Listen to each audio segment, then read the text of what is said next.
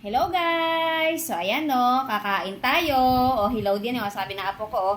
Sa kanya, pagkain niya, sinigang na may kanin, na may mga kangkong na gulay na dinurog ko. Yun ang kanyang pagkain. Ako, ito, kape, tinapay na kulay brown yan. Kulay brown yan guys.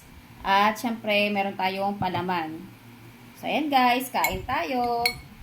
Ito yung ating tanghalian at merienda na rin. So ayan lang, busog na ako dito nyan guys. Kasi pag halos kagigising natin, wala rin naman tayong gana kumain. So, ayan. Ito lang ang ating pagkain. Yan. Kain tayong tinapay. Sarap to guys. Sausaw natin sa kape. Ayos, di ba?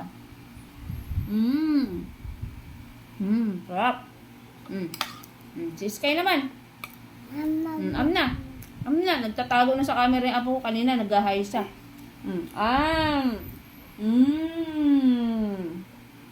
Ulam niya yan. Ang mga dinurog ko na kangkong para makakain siya ng gulay.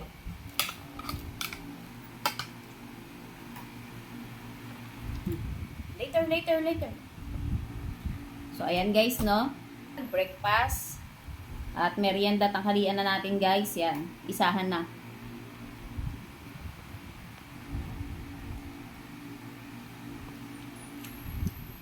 Masarap talaga yung tinapay pag yung ganito may palamang ganyan. Sasaw-saw mo sa kape. Sarap.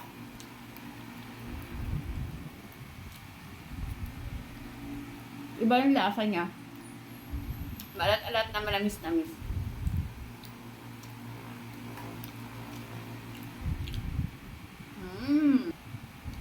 At ayun lamang guys. Thank you for watching and bye-bye!